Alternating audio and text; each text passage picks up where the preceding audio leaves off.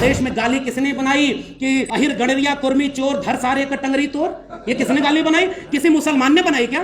किसी दलित ने बनाई क्या? किसी आदिवासी ने बनाई क्या? और किसने यह विरोध किया कि बड़ जात बतियौला से या छोट जात लतियौला से उनके भी? मेरे प्रिय कवि हैं तुलसीदास, कोपच, किरात, कोल, कलवारा, इन सारी जातियों के नाम पर जो बात कही गई है, क्या इन जातियों की भावना कोई भावना नहीं है क्या? बाबा जो किस्मत बता रहा है, वो चमत्कार कर रहा है, पूरे देश को अंधविश्वास में ढकेल रहे हैं। बिरसा, फूले, अंबेडकर, पेरियार के वारिसों, आपके ऊपर जिम्मेदारी केवल अपनी जाति और अपने लोगों को बचाना नहीं है, इस मुल्क को बचाना है, क्योंकि इस मुल्क को हमारे पुरखों ने बनाया है। आकर पाथर जोर के मस्जिद लई चुनाए ताचड़ मुल्ला बाग दे क्या भरा हुआ खुदा है, और पाथर पूजे हर मिले तो मैं पूजूं पहाड़, ताते ये चाकी भली पीस खाए संसार। उन्होंने कम भावना आहत की है क्या? यहां आएंगे तो कहेंगे मैं ओबीसी मां का बेटा हूं, मैं फकीर आदमी हूं, और आपके आरक्षण का विरोध ये सारे वही लोग कर रहे हैं जो आपको हिंदू बनाने आते हैं। ये बजरंग दल, विश्व हिंदू परिषद, युवा वाहिनी और ये सारे लोग पूरे देश में गालियां दें, एक मुकदमा नहीं होगा। और इस मुल्क में स्वामी प्रसाद मौर्य और शिक्षा मंत्री बिहार चंद्रशेखर पर मुकदमा होगा। नेताजी उस समय के नेता, जब राम मंदिर आंदोलन मंडल के विरोध में कमंडल, तो उन्होंने हिचक नहीं दिखाई, संविधान पर जो खतरा बनकर आए थे उन तमाम आतताइयों पर गोली चलवाई थी। इसलिए हम उनके विरासत को याद करते हैं। जब जगदेव बाबू और रामस्वरूप वर्मा का जिक्र हो रहा है तो थोड़ा रामचरितमानस भी सामने आएगा। और भाटी साहब चले गए, अरसे बाद समाजवादियों के बीच अतुल जी बैठे हुए हैं, ऐसे लोग जिन्होंने अपने ऐसे लोगों को हराया है कि वो किसान कामगार कमेरा की आवाज क्या होती है ये यहां बैठे हुए हैं। और भाटी साहब चले गए, मैं उनके सामने ये बात बोलना चाह रहा था।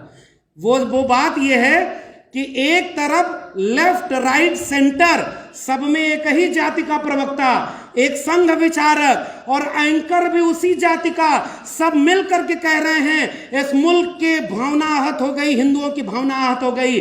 ओबीसी महासभा के लोगों, एक सवाल आपसे पूछना और इस मंच के सवाल को गांव-गांव ले जाना। जे बरनाधम तेली कुम्हारा स्वपच करात कोल कलवारा और मेली जिनयु तेल दाना और पूजी विप्रशील गुणहीना सूदन गुणगन ज्ञान प्रवीणा, इनमें जितनी आभीर जातियों का स्वपच, किरात, कोल, कलवारा, इन सारी जातियों के नाम पर जो बात कही गई है, क्या इन जातियों की भावना कोई भावना नहीं है क्या? भावना केवल 3% लोगों की है। इसलिए ये बात जाते जाते अपने ओबीसी समाज के लोगों को 2-3 चीज से बचा लीजिएगा। पहला, सांप्रदायिक दंगा। कोई हिंदू मुस्लिम की लड़ाई आपकी लड़ाई नहीं है। ये लड़ाई केवल और केवल अपने हक हुकूक, जल जंगल, जमीन और संपत्ति की हिस्सेदारी। 1% लोग 40.5% कब्जा किए हुए हैं और 50% लोग 3% पर गुजारा कर रहे हैं। और इसको अगर बढ़ा दीजिए तो 10% लोगों के पास इस देश की 90% संपत्ति है और 90% लोग 10% पर गुजारा कर रहे हैं। जाति जनगणना का सवाल इसलिए जरूरी है कि पहचान खुलकर सामने आ जाए कि वो 10% कौन है और ये 90% कौन है। इसलिए जाते जाते गुजारिश, कोई सांप्रदायिक दंगा और मंदिर मस्जिद की लड़ाई इस मुल्क के कमेरा 90% लोगों की लड़ाई नहीं है, क्योंकि वहां हमें अपमानित किया गया है और उस अपमान को हम बोले भी ना। हमसे कहा जा रहा है कि भावना आहत कर दिया।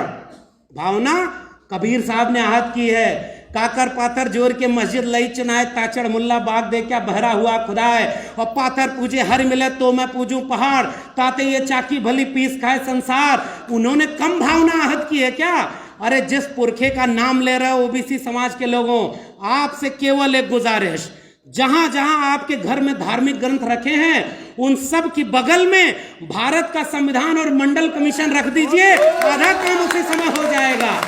मंडल कमीशन और भारत का संविधान अनुच्छेद 51 कहता है कि हम भारत के नागरिकों में वैज्ञानिक चेतना का विकास करेंगे। और इस देश के टीवी मीडिया पर बैठकर यहां बोला जा रहा है कि एक बाबा जो किस्मत बता रहा है, वो चमत्कार कर रहा है, पूरे देश को अंधविश्वास में ढकेल रहे हैं। बिरसा, फूले, अंबेडकर, पेरियार के वारिसों, आपके ऊपर जिम्मेदारी केवल अपनी जाति और अपने लोगों को बचाना नहीं है, इस मुल्क को बचाना है, क्योंकि इस मुल्क को हमारे पुरखों ने बनाया है। ये बर्बाद कर रहे हैं। आप बताइए, अपने दोस्त को अमीर बनाया और कल को उसका शेयर गिर गया और वो भी कोई फ्लाइट पकड़ करके विदेश भाग गया तो क्या होगा? और इसलिए इस देश को बेच दिया है। हमारी लड़ाई सांप्रदायिकता की लड़ाई नहीं है, हमारी लड़ाई पाखंड की लड़ाई नहीं है, अंधविश्वास की लड़ाई नहीं है। घर घर मंडल कमीशन की रिपोर्ट पहुंचाइए, घर घर भारत का संविधान पहुंचाइए। और जिस तरह से इन झूठे लोगों ने कहा हर घर तिरंगा, हर हाथ तिरंगा, 26 जनवरी पर एक बार ये भी बोल देते, हर घर संविधान और घर घर संविधान। और इस महासभा में जाते जाते केवल एक गुजारिश, आइए इस मुल्क को, एक बार रथ चला था ना मंडल के विरोध में, कमंडल का, पहचानो भाई। बिहार के मंत्री बैठे हुए हैं, जाति जनगणना की घोषणा हुई तो विरोध में कौन आया? मैं आपसे सवाल पूछ रहा हूं, जाति जनगणना के विरोध में कौन आया? झारखंड में जब आरक्षण बढ़ा के 77% किया गया है, राज्यपाल किसका है जो सिग्नेचर नहीं कर रहा है? छत्तीसगढ़ में जब आरक्षण SC ST OBC तीनों का बढ़ाया गया तो आरक्षण का विरोध कौन कर रहा है? यहां आएंगे तो कहेंगे मैं OBC मां का बेटा हूं, मैं फकीर आदमी हूं, और आपके आरक्षण का विरोध ये सारे वही लोग कर रहे हैं जो आपको हिंदू बनाने आते हैं। ये आपके आरक्षण के विरोधी हैं। और इसलिए मैं कह रहा हूं, ये बजरंग दल, विश्व हिंदू परिषद, युवा वाहिनी और ये सारे लोग पूरे देश में गालियां दें, एक मुकदमा नहीं होगा। और इस मुल्क में स्वामी प्रसाद मौर्य और शिक्षा मंत्री बिहार चंद्रशेखर पर मुकदमा होगा, जो बोलेगा उस पर मुकदमा होगा। तो भाइयों एक बात सुनो, डॉक्टर राम मनोहर लोहिया, भारत आजाद हुआ तो लोग सत्ता में बैठे और राम मनोहर लोहिया नहर रेट आंदोलन के लिए सड़क पर लाठी खा रहे थे। उन नायकों को आपने तस्वीर में लगाया है। केस मुकदमा ये आपसे कभी आपकी आवाज नहीं रोक पाएगा। कबीर, ज्योतिबा फुले, शाहू जी महाराज, डॉक्टर भीमराव अंबेडकर, डॉक्टर राम मनोहर लोहिया, मंडल कांशीराम, ये मुकदमे और जेल से डर गए होते तो आज हम उनको याद नहीं कर रहे होते।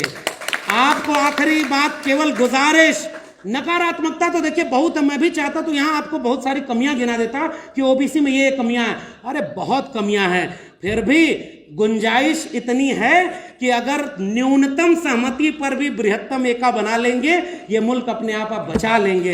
इसलिए कमियों की बात मैं नहीं कर रहा। और वसीम बरेलवी का शेर पढ़ के जा रहा हूं, उसी को जीने का हक है जो इस जमाने में इधर का दिखता रहे और उधर का हो जाए। ऐसे लोगों को पहचानिएगा जो लिबास आपकी जाति का पहन कर आएंगे, आपके OBC का पहन कर आएंगे, आपके दलित का पहन कर आएंगे। पसमानदा, और बीजेपी चिंता कर रही है पसमानदा की। एक तरफ लिंचिंग, एक तरफ मस्जिद पर हमला और दूसरी तरफ पसमानदा को हक। एक तरफ सारी सरकारी संपत्ति बेच दो। जाति जनगणना की मांग इतनी ताकतवर हो गई कि जनगणना ही नहीं करा रहे। अरे ये डरपोक लोग हैं, थोड़ी हिम्मत और बढ़ाइए, सारी मांग आपकी मान लेंगे। इसलिए पहचानिए, कुल्हाड़ी में लगी लकड़ियों की वजह से जंगल की लकड़ियों को समझाया जाएगा कि ये कुल्हाड़ी में लकड़ी तुम्हारी जाति की तो है, अहिर कुर्मी कोयरी। मैं आपको कहने आया हूं, इस देश में गाली किसने बनाई कि अहिर गणरिया कुर्मी चोर धर सारे का टंगरी तोर? ये किसने गाली बनाई? किसी मुसलमान ने बनाई क्या? किसी दलित ने बनाई क्या? किसी आदिवासी ने बनाई क्या? और किसने ये विरोध किया कि बड़ जात बतियौला से या छोट जात लतियौला से? उनके भी मेरे प्रिय कवि हैं तुलसीदास, लेकिन जहां गड़बड़ है वहां प्रिय नहीं है। मैं कहूंगा कि आपने वर्ण व्यवस्था स्थापित की, आपने इन जातियों के खिलाफ बोला है और मैं इस बात पर कायम हूं। और जाते जाते कुल्हाड़ी की व लकड़ी की पहचान को अपनी पहचान से जोड़ेंगे। उत्तर प्रदेश, अभी अतुल भाई बोलेंगे तो समझ में आएगा। लोगों को बदनाम किया, किन जाति के लोगों का थाने में वर्चस्व है, सब लूट लिया। OBC का सारा हक अहिर कुर्मी कोयरी ने लूट लिया, इन्होंने इनका लूट लिया।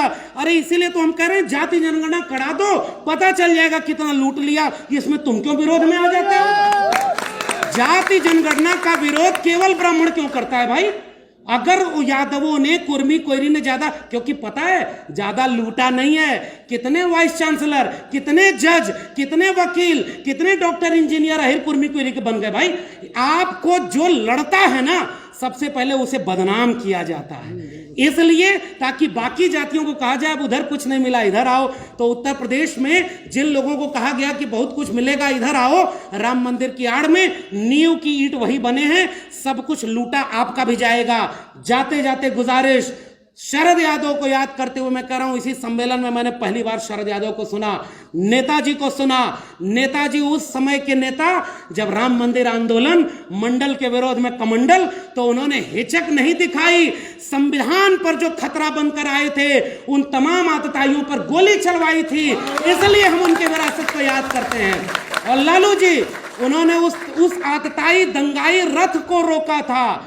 हम कमजोर नहीं हैं, हाँ वो ताकतवर जरूर हो गए हैं।